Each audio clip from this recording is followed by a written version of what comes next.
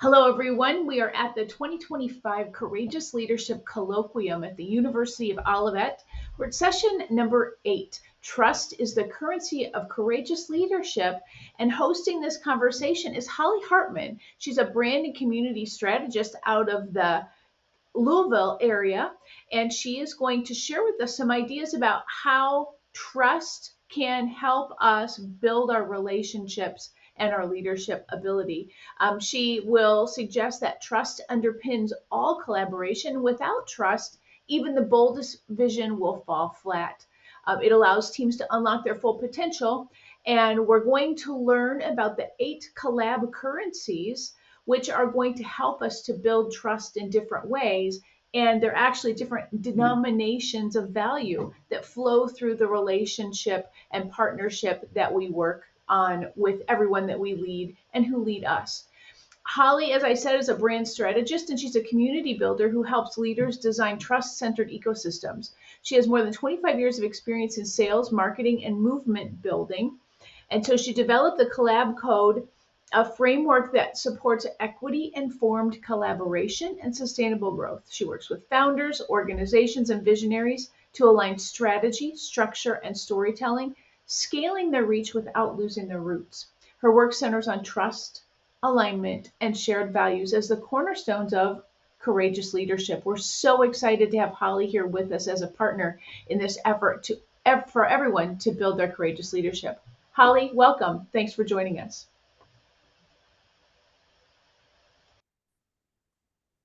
Okay, I think that broke up a little bit on internet. Hopefully you can hear me. Stop me if you can't. Kelly, thank you so much. University, thank you so much for allowing me to come on and speak about collab code, but I'm going to be narrowing it down a little bit, and we're going to be talking about the trust is the currency of courageous leadership.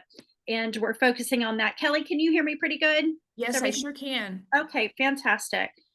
Then I'm going to move a little bit on my screen around so I can see everybody clearly.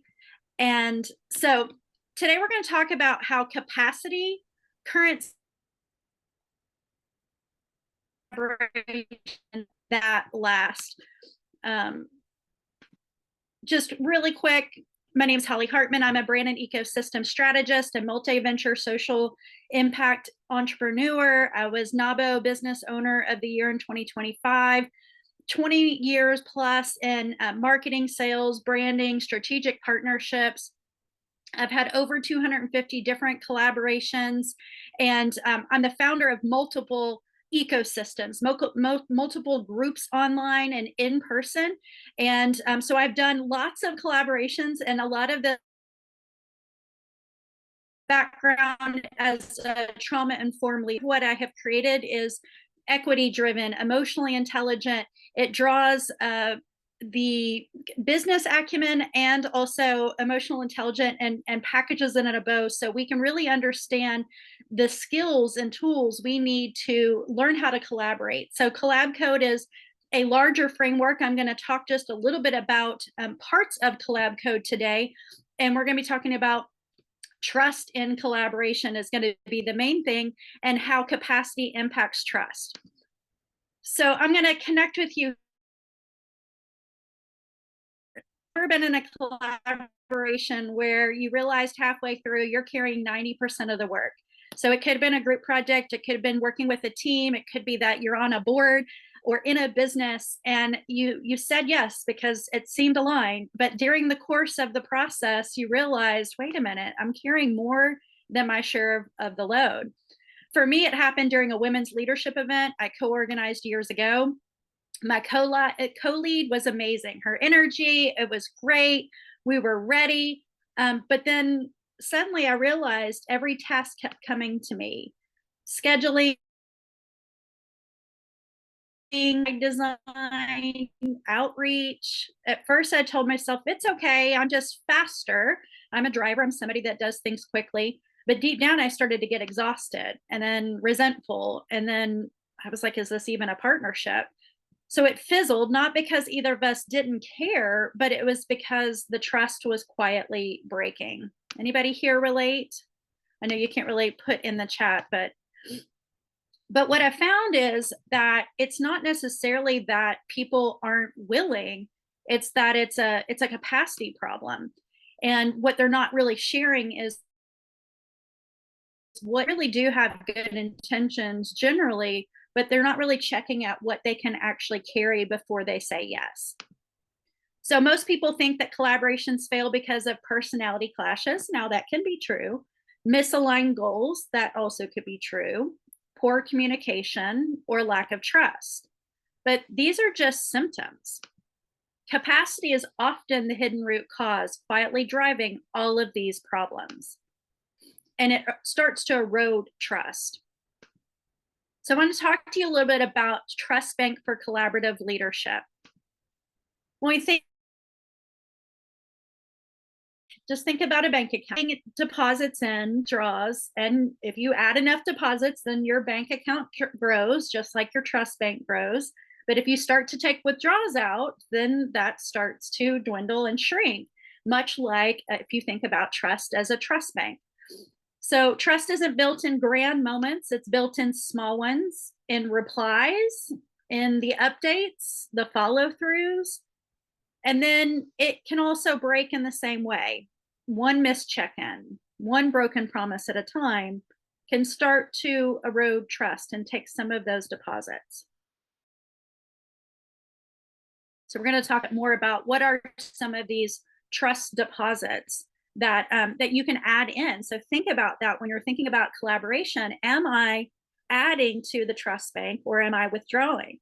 So are you showing up early or prepared for that meeting? Are you following through on a shared project? Are you giving credit in the group work? So not taking full credit for it, giving credit where it's due. Are you asking, what do you need from me this week? Are you checking in proactively? Because maybe somebody's carrying a load that they're not really communicating yet. Maybe they don't have the language around capacity, but by you're honoring that relationship, trust bank, being honest about your current workload. Our personal capacity directly shapes the trust and the collaboration, because collaboration isn't just about skills or strategy, it's about actually what we have the capacity to carry. So we'll go into withdrawals now. What are the trust withdrawals? Some examples of that. Trust can be drained by withdrawals. Ghosting a group chat. Have you ever been in a group chat? You're like, where are they? I haven't even seen them respond. Taking credit without acknowledgement. Saying yes with no intent. Missing without communication. Being passive aggressive instead of direct. Every missed deadline. Every unspoken resentment. Every time we silently cover for someone else, those are withdrawals. And the account gets lighter each time. So here's the part we often miss. It's not usually one big event. That's how we typically think about it. It's more about, it's an event, little things that's emptying that trust bank over time. Most trust breaks aren't dramatic. They're quiet. They're unspoken in a group. The teammate that fades out. The project that starts strong but loses energy because no one named what was really going on. It's the small leaks, the daily withdrawals, and the quietly draining the trust bank dry. So I want to switch over to another currency that we need to consider. There's actually 8 different collaboration currencies. And what this means is, oftentimes I talk about toddlers. If you give them sugar right off the gate, then they're like, I want sugar. Like they're drawn to that. Well, money in a collaboration could also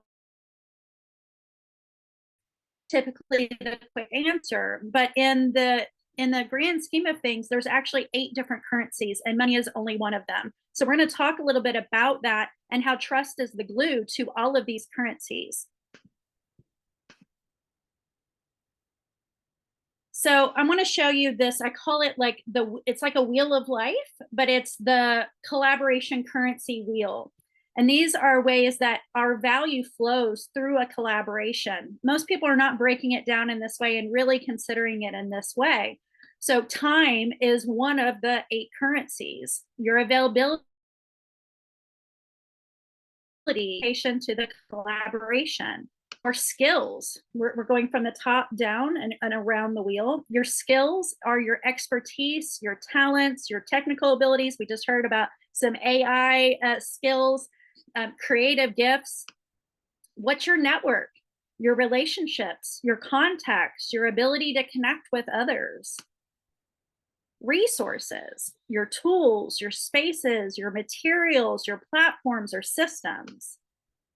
The energy, the vibe that you bring. Are you a motivator, a visionary, steady executor? Overall positive energies that you can bring into a currency, to a collaboration as part of your currency. Support. How do you emotionally and operational hold space for people in the project? Visibility, your platform reach and ability to amplify work publicly. Money, direct financial contributions or your fundraising abilities. So when I'm teaching a workshop and we have a little bit more time, we will dig into this and look at rating yourself in 1 to 5 in each of these areas. Now, if you're collaborating with an individual or a group, out this paperwork, and I can give a link to this document if it's something that's helpful for you. And what you do is everybody fills it out, and then you stack the wheel on top of each other. And what you'll uncover is, one, what is it that that person or that collaborating, group are willing to contribute as far as their currency to this particular collaboration. Not if they're millionaire, but they're only giving you $10, then that would not be a money currency necessarily for that collaboration. So really looking at that and dialing in, what are we contributing as far as value and currency? By looking at this from this lens, it allows more what is equitable. We actually bring in what is our value. I work with a lot of women in business. I work with a lot of BIPOC as well, and marginalized communities. And oftentimes they have a very high value, but they're not actually valuing themselves in some of the communities that I work with. So this allows them to really perceive the value and leverage that value in a collaboration conversation versus money being the only currency in the conversation. We really get a better global view of it. The other thing that this allows people to better understand, a wheel only moves if it is round, but if it is only half complete, then it gives us a signal of who else do we need to bring into this collaboration? What other value currencies do we need to bring in to allow this wheel to move?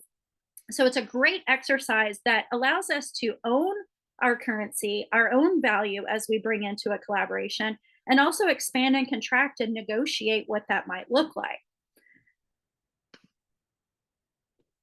So here's the deal. When we're looking at that, if you're looking at that personally and you're thinking about a collaboration that you're doing, what is my energy? What is my support? What does that look like? And the trust is really the exchange rate. And I'll do a really quick conversation around this. I worked with a woman a couple years ago, and she had trust issues. It was a Black woman who I was working with in community, and she had trust issues with me because I was a white woman. Now I work in racial equity space. We have overcome a lot in this this growth process of collaboration. But there was my network. If you would look at it globally, I have 6 groups of 60,000 people in them. That I have a wide network, but she didn't trust my network in that way, and so I had to build that trust over time. So that exchange rate changed over time. She later became a client of mine because I built the trust through my energy, through my support, through my visibility, through other currencies. I was able to help support that. But you can't always think that it is it's how it's perceived as well as far as the value goes. And trust is the exchange rate for that. And so that's why it's so important to be consistent in how you show up, being transparent about what is your capacity, what is the value that you're with those deposits versus withdrawals. Now, it's not about perfection because life shows up, right? And our capacity changes. So that's what I want to go into next and talk about capacity. Now, this is a part of leadership that we generally don't talk a lot about. We are a very burnout culture of like keep going, and we don't really slow down to really consider capacity. And the reality is capacity is there's 4 different types of capacity. It's a multi-dimensional. It's emotional, energetic, mental, and logistical. And most people just think I don't have the capacity, but they're really not named of it. And really, trust and capacity go hand in hand. If we don't know how to communicate our capacity, that's really starts to make those withdrawals come out much quicker. But if on the front end, we're able to really talk about what is our capacity in a collaboration, those are deposits, even if you don't have capacity. It's all about owning what you can bring, what is the value exchange, what we can bring into it. So, not talking about capacity is actually doing courageous leadership a disservice. So, we're going to talk a little bit about what does that look like, and what is some of that language. A lot of people will say, I'm just too busy. Well, capacity is more than time.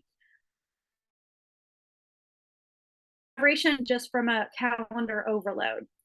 Here's the truth. Even if one of those dimensions is maxed out, the whole collaboration feels the strain. So we're going to zoom in on emotional capacity here because it shows up fast when things get hard. So here's a quick story. I was working on a project with someone who I really admired, and one day I gave her some feedback about a small miscommunication very gently, but she immediately got defensive. Have you ever had that happen where she pulled back and then she started to ghost me and she didn't show up to the next meeting? And it turned out that she was feeling really overwhelmed and unappreciated in other parts of her life. And even though my words were kind, void was empty. Have you ever worked with people in that way? But they probably don't know how to name that their emotional capacity is depleted. So what she did was she just disappeared. She checked out. So that's how emotional capacity can look like when your nervous system is already on the edge. Even a neutral feedback can feel like an attack. So emotional capacity is your ability to stay grounded, especially when things get tense. Even if someone gives you feedback, you can stay open and curious, or do you shut down and lash out or disappear? The best collaborators aren't perfect, but they build habits to expand their emotional capacity, like regulation and repair. So we're going to move on to the energetic capacity. This is one we also don't name as well. People can feel it, but you're not naming it. Your energetic capacity is your stamina, your vibe, your fuel tank. If you're running on fumes, that shows up in so many different ways. You can say yes, but then cancel. You show up to a meeting, but you're not really there. You're present, but drained. And that invisible drain drags down the collaboration. So a few years ago, I was back-to-back launches, 3 projects in a row. All were exciting. So by the time we hit the 3rd one, I wasn't just tired, I was toast. I was hitting burnout. And we see this a lot in business sectors, in collaborations. What we think we want in the beginning, now it's a heavy load, or just life comes in and our energetic capacity isn't there. But even though we say, I'm good, let's go, and then you start dropping balls. My creative spark was gone. I got irritated more easily. These were signs for me that my energetic capacity was getting depleted. I wasn't being a bad partner, but I also wasn't being an energizing one. And that's the cost of ignoring energy. Part of your leadership toolkit. So when you show up to collaborate, ask yourself, am I bringing life into this project, or am I just trying to survive it? The best collaborators protect their energy, not just for themselves, but for the people they work with. Now we're going to look at the mental capacity, your brain space. Your mental capacity is about clarity and focus. When your brain is overloaded from work, life, or decision fatigue, confusion can set in fast. And collaboration and confusion creates chaos. So here's what it looked like for me. I was in a partnership more defined. Every task felt like it. I kept thinking, wait, was I supposed to do that, or was it them? Are we launching this together, or am I building it alone? It wasn't that I didn't care. It was that my brain was on overload, trying to hold it all. So I became forgetful, scattered, less confident. Lack of mental bandwidth eroded, and my ability to lead well in the whole collaboration went wobbly. You can't lead clearly if your mind is maxed out. This is why we don't just talk about mindset, we talk about the mental load. Courageous leadership isn't about carrying more, it's about getting to carry. And last one, this is the one that I think we most think of, is the logistical capacity. This is where passion meets process. Do you actually have the time, tools, and systems to follow through? You can care deeply and be excited and committed, but if your calendar is double booked, your files are scattered across 5 platforms, or your internet goes down every time you try to meet, that passion gets lost in the chaos. I work with someone who once had the biggest heart, like so big, full of great ideas, but their systems were a mess. And so she was missing deadlines, last minute scrambles, and that started to erode trust. Even though I knew that they meant well over time, it chipped away the trust. Not because they didn't care, but because they didn't have the infrastructure to deliver. That's logistical capacity. And in collaborative leadership, structure is not optional. It's what keeps your relationship safe. Because when structure breaks down, trust is the first thing to take the hit. So we're here for courageous leadership. That is a part of this colloquium for the next few days. And what does actual that comes to collaboration?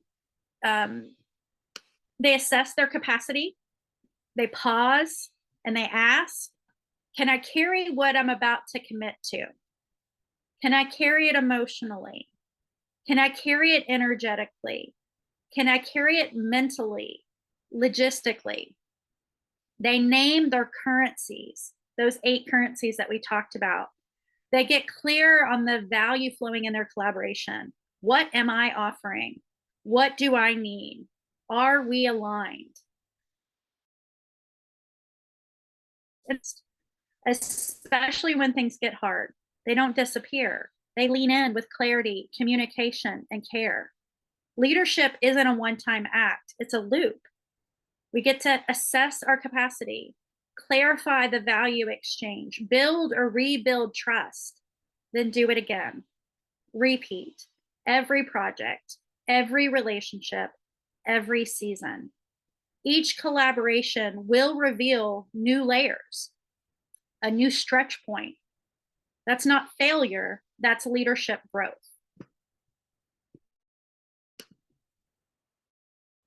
So if you're sitting here thinking, well, that's the first time I've looked at capacity in that way. I've not really considered that. I don't really know what that looks like. How do I assess that? I created a free quiz, and it's called What is Your Collab Capacity? And you can scan this code. We'll also give the code to the instructors. It is completely free. You will get an assessment that will say, what is your capacity?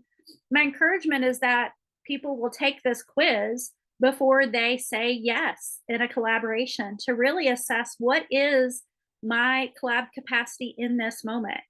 And it's fluid. Last week, I gave a and I was talking about logistical capacity. And right before the talk, my son called me and said, Mom, I missed the bus. And I had a meeting right after that other meeting. And so that impacted my logistical capacity. I either had to, one, run home and take him to school, or B, I had to change my meeting. Actually, somebody at the meeting said, hey, I will pick up your son and take him to school for you. But logistical capacity can change on a dime. We have health issues that come up. Family members need different things from us. Somebody might drop a ball somewhere else, and that impacts the way our capacity changes.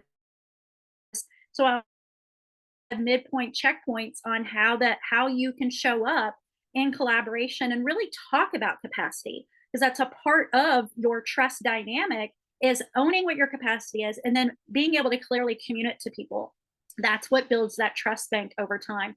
So I highly encourage you to take the collab capacity quiz, and it'll help you assess your emotional, energetic, mental, and logistical. And there's 7 fun archetypes that you could be, and they are fluid. It's not about you're right or you're wrong. It's just a self-awareness tool. It's just allowing you to gauge, where am I right now in this moment?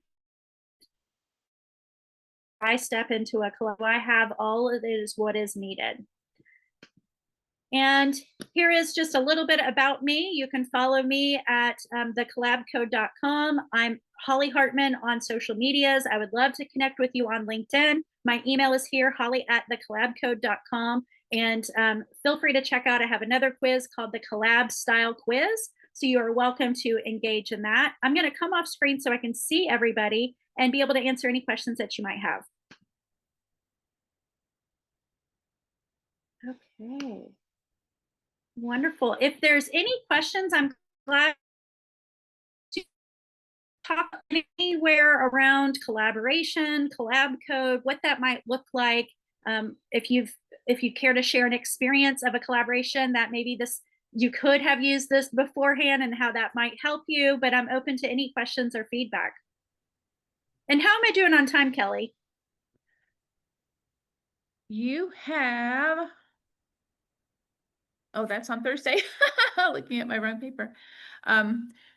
You've got about 15 minutes. Okay. So I have plenty of time for questions. If anybody has any, we can talk about that or anything else. I will say, Holly, quiz. Yes. Holly, I'm super excited about being able to use this in community work, and you've talked about how you've used it in communities, because really understanding that other perspective and building that trust is really the only way that people are going to be willing to invest and put their part of the courage into the recipe of creating positive change. So I think it's a fantastic framework, and I'm super excited that it's available and accessible to everyone. I mean, I love the way that you've really visualized it as such a broadly reaching format. My name is Linda. I tapped into the quiz, and I also downloaded the results copy, and I am really looking forward to doing the quiz. So I didn't get a chance to do it yet, but I find it interesting, and I love the concept of your capacity. This whole discussion about capacity. We use that word all the time, capacity, but we don't really talk about what capacity is. And in collaboration, capacity is really important. I feel like just capacity is a workshop all by itself and understanding what that is. So I'm going to use this part with my students. I'm going to, once this is launched, on our available to us to look at these videos, I'm going to share it with my students in the psychology practicum, because clearly sometimes students think they can finish their practicum in a certain amount of time, but they really don't have the capacity to do that. So love this stuff. Can't wait to take the test to see how I am with collaboration. Linda, I love that. Thank you for that feedback. And Kelly, thank you for that feedback. Since I have a little bit of time, Kelly, can I just share the piece of it? Sure, absolutely. Okay. What I'll just share quickly is Collab Code is a 4-part framework. The first part is discovering your collaboration style, because there's 8 different collaboration styles and how we show up. So there's a quiz for that as well, to uncover what your collaboration style is. And once you understand your collaboration style, the next pillar is your collaboration skills. There's 8 different collaboration skills that we can increase our personal development and our professional development within that. And then the next one is your populated parts of this program specifically to talk about courageous leadership and how that shows up in building trust. But it's a 4-part framework. The first part is collab styles. The second part is collab skills.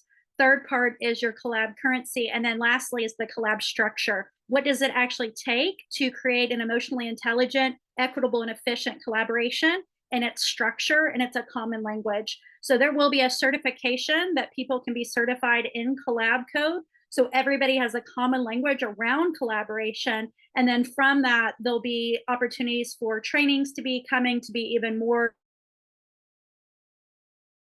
what lane you're in. If it's higher ed, how do we look at collaboration with that? If it's medical, how do we look at collaboration, or nonprofit boards, social impact initiatives? So there's a lane for or track for each of those, but the common language is transferable no matter the industry. As leaders, we have to learn to co-create with others and community, especially for social impact initiatives. So this gives a common language so we can be effective, efficient, and equitable. It takes the power dynamics out of it and the self-ownership of what are we going to investment based on the value currency you put in. And so I work a lot in racial equity spaces, women's initiatives, where the equity imbalance is occurring. And so using these as strategies and tools to reimagine what our currency is in those opportunities, because we are typically undervaluing our currency. And we need all of that in order to really make the impact that is coming on the world. And I think that really is courageous leadership. How do we own the parts that are given to us in a way that now we get to alchemize that into the greater impact?